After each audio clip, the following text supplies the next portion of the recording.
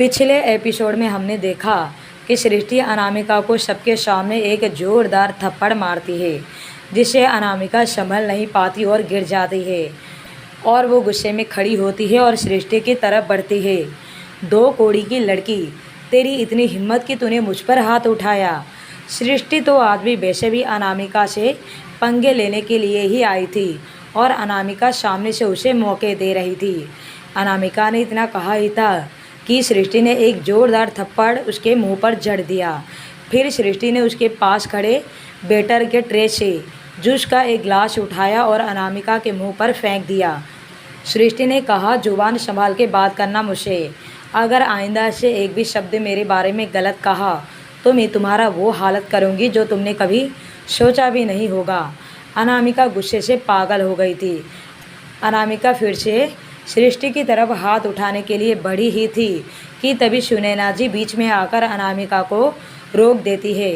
अनामिका सुनैना जी को देखती है तो सुनैना जी ने ना में अपना गर्दन हिलाकर उसे कुछ नहीं करने का इशारा करती है।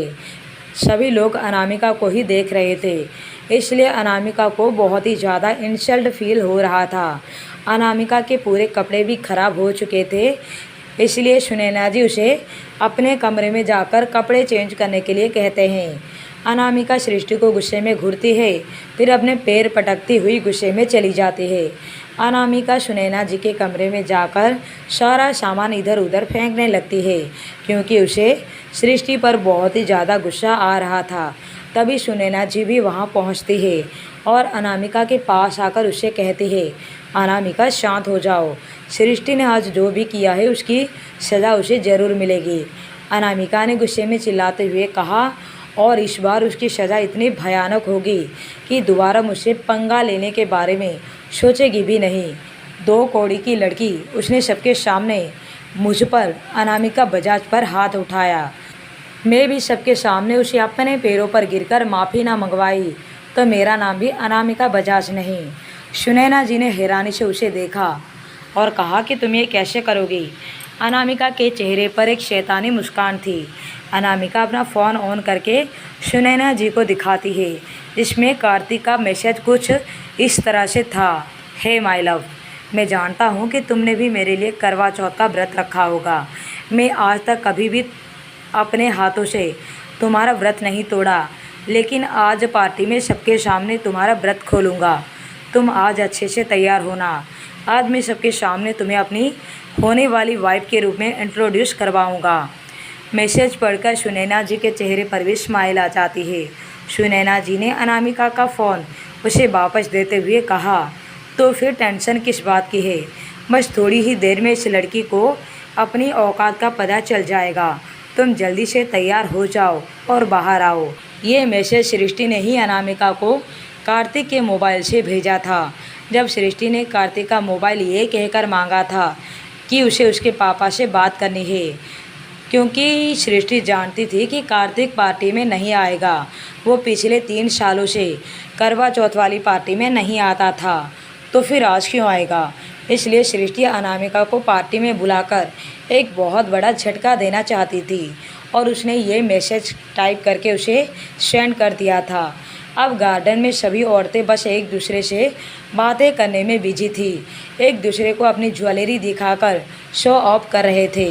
दूसरी तरफ सारे आदमी सृष्टि की खूबसूरती को निहार रहे थे। सृष्टि तो बस चांद के निकलने के इंतज़ार में थी। सभी लोग एक दूसरे में बिजी थे। तभी सभी लोगों को गिटार की धुन सुनाई देती है। इस वक्त अनामिका भी वापस पार्टी में आ जाती है। अनामिका ने रेड कलर का एक 1 पीस गाउन पहन लिया था, जिसमें अनामिका की कमर, कंधे और टांगें साफ दिखाई दे रही थी। इस वक्त अनामिका सृष्टि के पीछे ही खड़ी थी। अनामिका का ध्यान सामने की तरफ जाता है तो उसके चेहरे पर एक बहुत बड़ी स्माइल आ जाती है, क्योंकि सामने कोई और नहीं बल्कि कार्तिक अपने हाथों में गिटार लिए गिटार पर धुन बजाते हुए उसकी ही तरफ आ रहा था। सृष्टि भी कार्तिक को देखकर हैरान हो गई थी। उसने उम्मीद भी नहीं की थी कि कार्तिक इस पार्टी में आएगा। अनामिका सृष्टि के पीछे से निकलकर आगे आ जाती है, इसलिए सृष्टि का दिल एक बार फिर टूट जाता है, क्योंकि उसे लगता है कि कार्तिक अनामिका की तरफ जा रहा है। गिटार बजाते हुए कार्तिक आगे की तरफ आ रहा था और अनामिका कार्तिक की तरफ जा रही थी। कुछ ही पल में अनामिका कार्तिक के सामने खड़ी हो गई, इसलिए सृष्टि को लगा कि कार्तिक अनामिका की तरफ ही आ रहा था। ये समझकर सृष्टि का दिल एक बार फिर टूट गया, लेकिन कार्तिक अनामिका के साइड से निकलकर सृष्टि के पास आ जाता है। ये देखकर सुनैना जी और अनामिका दोनों हैरान रह जाते हैं। सृष्टि हैरानी से कार्तिक को देख रही थी। उसे बिल्कुल भी उम्मीद नहीं थी कि कार्तिक अनामिका के सामने ऐसा करेगा। तभी अनामिका एक बात नोटिस करती है कि सृष्टि ने अभी घूंघट नहीं लिया हुआ है। इस बात को समझकर अनामिका के पैरों तले से ज़मीन खिसक जाती है। कार्तिक अपना गिटार एक सर्वेंट को देता है। कार्तिक अपनी जेब से कुछ निकालता है और सृष्टि के गले में पहना देता है। सृष्टि जैसे ही उसे छूकर देखती है तो उसकी आंखें नम हो जाती है। उसकी आंखों से आंसू निकल जाते हैं, उसके गालों पर आ जाते हैं, क्योंकि कार्तिक ने सृष्टि को उसका मंगलसूत्र पहनाया था। कार्तिक सृष्टि के सामने की ओर आता है, उसके आंखों से आंसू साफ करके ऊपर आसमान की ओर देखने के लिए बोलता है। जब सृष्टि आसमान की तरफ देखती है तो चांद निकल आया था और चारों तरफ से आतिशबाजी शुरू हो गए थे। एक सर्वेंट सृष्टि को पूजा की थाली लाकर देता है। सृष्टि अपना साड़ी का पल्ला अपने सिर पर रखती है, चांद की पूजा करने लगती है। सृष्टि छलनी से चांद को देखते हुए अपनी आंखें बंद कर लेती है। सृष्टि की आंखों से आंसू की धार उसके गालों पर आ जाते हैं। सृष्टि जैसे ही अपनी आंखें खोलती है तो कार्तिक का हैंडसम सा चेहरा उसकी आंखों के सामने था, जो छलनी से उसे साफ दिखाई दे रहा था। कार्तिक सृष्टि के थाली से कलश उठाता है और सृष्टि को पानी पिलाता है। सृष्टि नीचे झुककर कार्तिक के पैर छूने ही वाली थी कि कार्तिक ने उसे पहले ही रोक दिया और अपने सीने से लगा लेता है। 3 साल के बाद पहली बार सृष्टि का व्रत पूरा हुआ। फिर कार्तिक ने सृष्टि को अपनी गोद में उठाता है और अंदर ले जाने लगता है। कार्तिक का ये रोमांटिक अवतार देखकर आज सभी लोग हैरान थे। जितने भी वहाँ बिजनेसमैन आए थे उन्होंने कार्तिक का गुस्से वाला रूप देखा था या फिर उससे भी ज़्यादा खतरनाक रूप देखा था, लेकिन आज ये रोमांटिक रूप देखकर सबको बहुत ही बड़ा झटका लगता है। दूसरी तरफ अनामिका की तो हालत ख़राब हो गई थी। जिस जगह सृष्टि हर बार हुआ करती थी, आज पहली बार उस जगह अनामिका खड़ी थी। कार्तिक ने ना तो आज तक कभी अनामिका के लिए कोई गाना गाया था और ना ही सबके सामने वो उसके करीब भी आता था। वो तो अनामिका ही थी जो उसे चिपकती रहती थी। जो आज कार्तिक ने सृष्टि के लिए किया वो कभी उसने अनामिका के लिए नहीं किया था। कुछ ऐसा ही हाल सुनैना जी का भी था। सुनैना जी ने बिल्कुल भी उम्मीद नहीं किया था कि वो अनामिका को इग्नोर करके सृष्टि के साथ इतना रोमांटिक हो जाएगा, वो भी सबके सामने। कार्तिक सृष्टि को लेकर अपने कमरे की तरफ जा रहा था। तभी सृष्टि कहती है, आप हमें लेकर कहाँ जा रहे हैं? मेरा कमरा तो इस तरफ नहीं है। अपने चेहरे पर एक छोटी सी स्माइल लाते हुए कार्तिक ने कहा, वो कमरा तुम्हारा था वाइफी, मैं तुम्हें अब मेरे कमरे में लेकर जा रहा हूँ, क्योंकि अब से तुम मेरे साथ मेरे कमरे में रहोगी। कार्तिक की इस तरह की बातें सुनकर सृष्टि की आंखें हैरानी से बड़ी हो जाती है।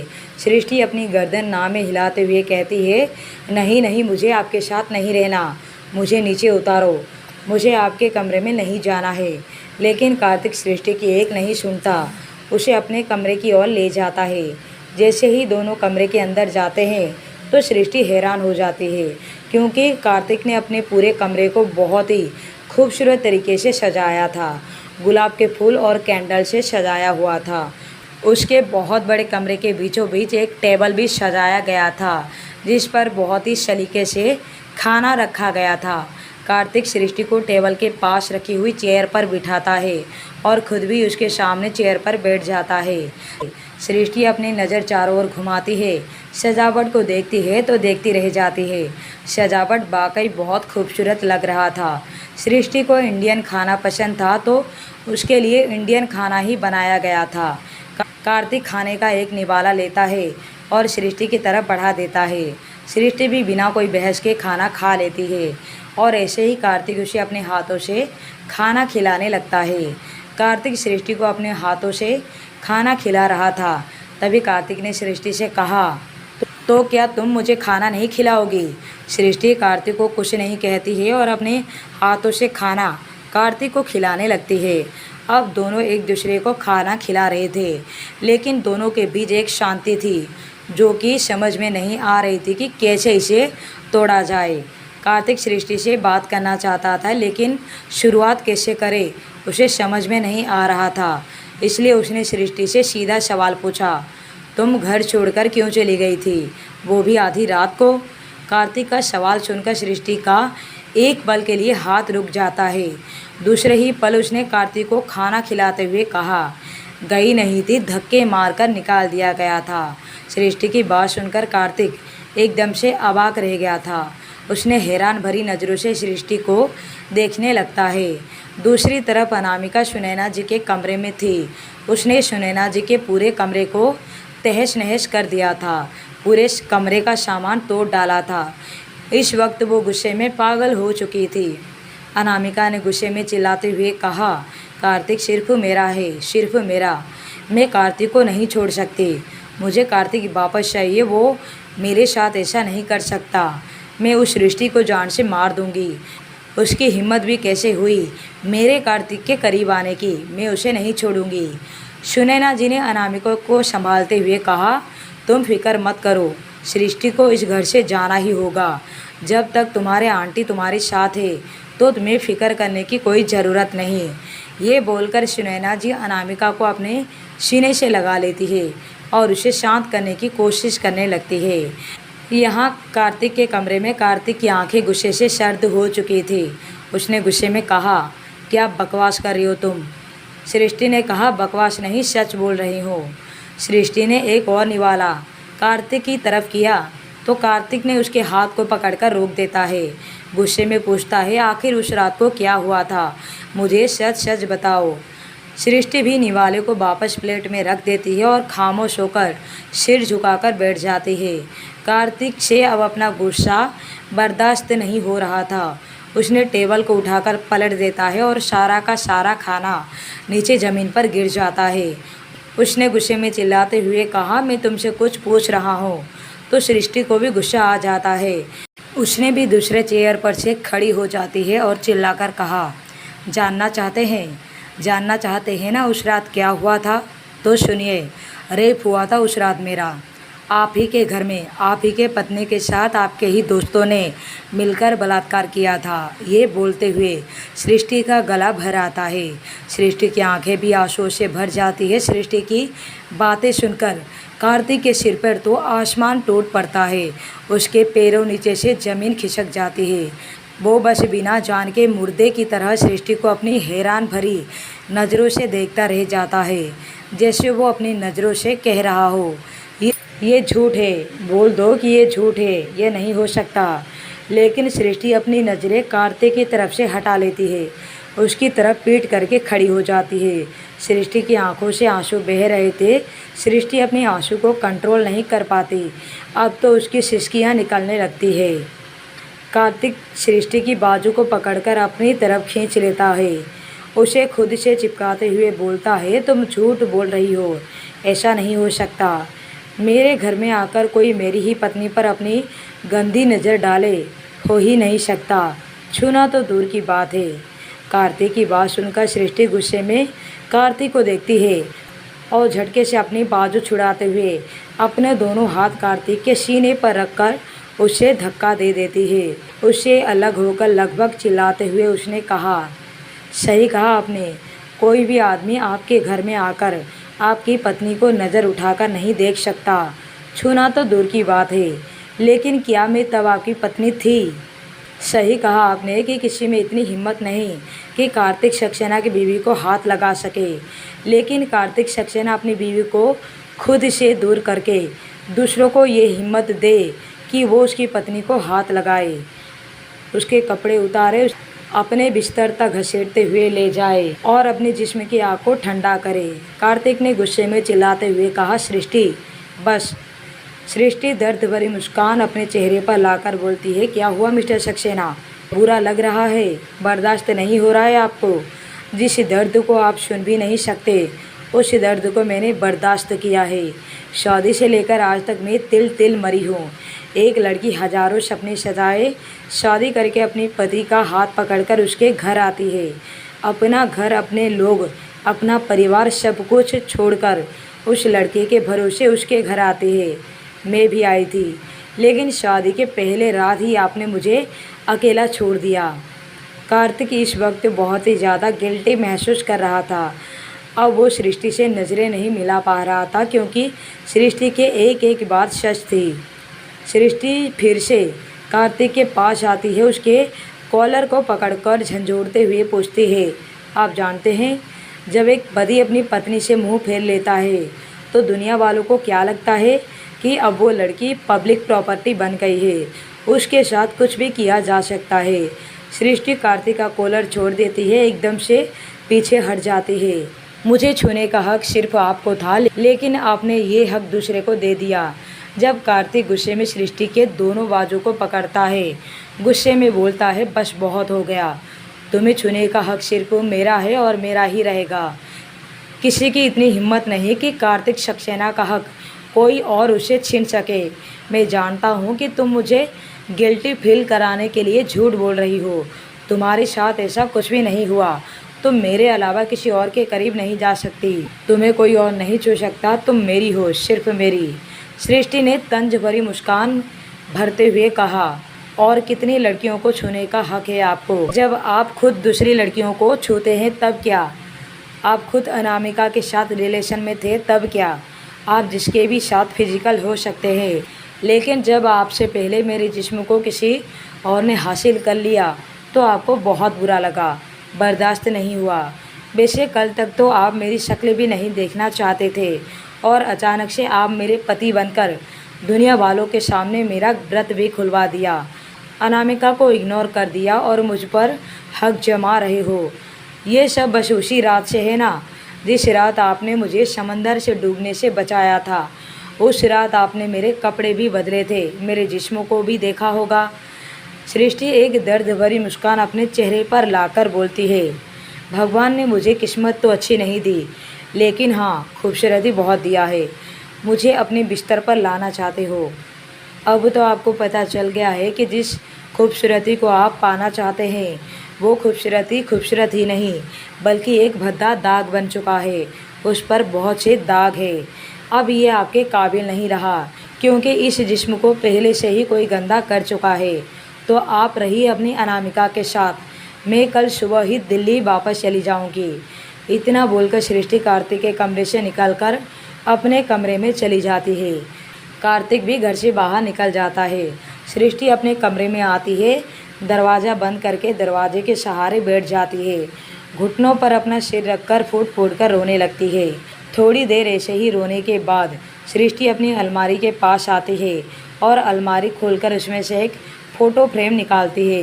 ये फ़ोटो कार्तिक की ही थी, जिसके ऊपर लिखा हुआ था, my love, my life, my everything. Srishti उस फ़ोटो को बहुत ही प्यार से हाथ फेरती है, उसे अपने सीने से लगा देती है। रोते हुए बोलती है, मैं जानती हूँ मैंने आपसे बहुत बड़ा झूठ बोला है, लेकिन आपको भी एहसास होना चाहिए मेरी तड़प का। जितनी मैं तड़पी हूँ 3 सालों से आपके लिए, अब आपको भी तड़पना होगा। दोस्तों, यहाँ एक बात समझ ले कि यहाँ सृष्टि के साथ रेप नहीं हुआ है, बस रेप अटेम्प्ट हुआ था। लेकिन इस वक्त सृष्टि कार्तिक को एक बहुत ही बड़ा झटका देना चाहती थी। साथ ही वो ये भी देखना चाहती थी कि क्या वो उसकी खूबसूरती से ही प्यार करता है या दिल की गहराई से उस प्यार को निभाना चाहता है। वो कितना अपने प्यार को निभाएगा। हालांकि बाद में कार्तिक को सच का पता चलने ही वाला है। लेकिन कहानी के आगे के एपिसोड पाने के लिए यूं ही कहानी पर बने रहे। साथ ही अगर आपने इस चैनल को सब्सक्राइब नहीं किया है तो प्लीज़ सब्सक्राइब कर ले। Thank you.